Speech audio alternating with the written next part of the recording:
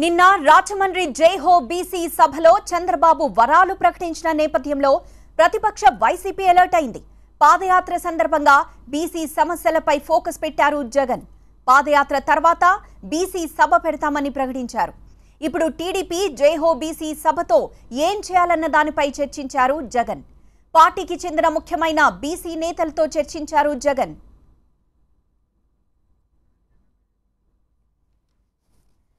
నిన్న రాజమండ్రిలో జైహో బీసీ సభని నిర్వహించారు చంద్రబాబు. అందులో వరాలు ప్రకటించారు.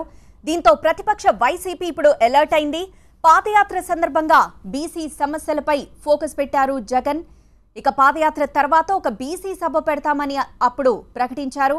ఇక మరి ఇప్పుడు టీడీపీ జైహో బీసీ సభతో ఏం చేయాలన్న దానిపై చర్చించనున్నారు జగన్. పార్టీకి చెందిన ముఖ్యమైన బీసీ నేతలతో చర్చించారు.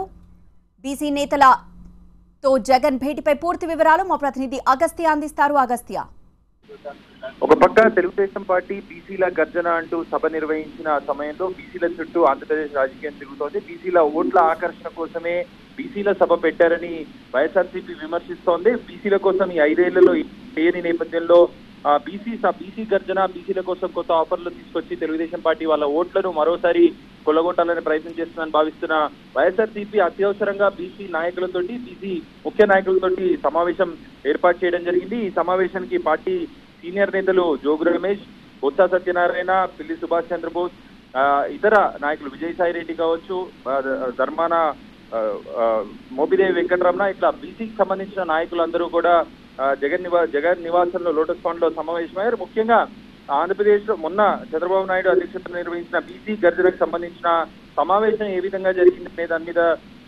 చర్చించుకుంటున్నారు. అదే విధంగా 3వ తారీఖున ఆంధ్రప్రదేశ్ లో ఒక బీసీ గర్జన, వైఎస్ఆర్సీపీ పేరు మీద ఒక బీసీ గర్జన కూడా ఏర్పాటు చేయాలి, బీసీ శంకరావ సభను ఏర్పాటు చేయాలనే ఒక ఆలోచన కూడా వచ్చినట్టు తెలుస్తోంది. ఆ తేదీ, వేదిక, ఇతర అంశాల గురించి కూడా ఈ సమావేశంలో చర్చించబోతున్నారు.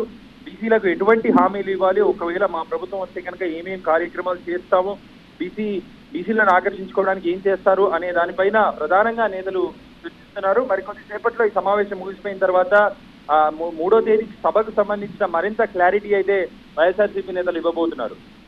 రైట్ అగస్త్య.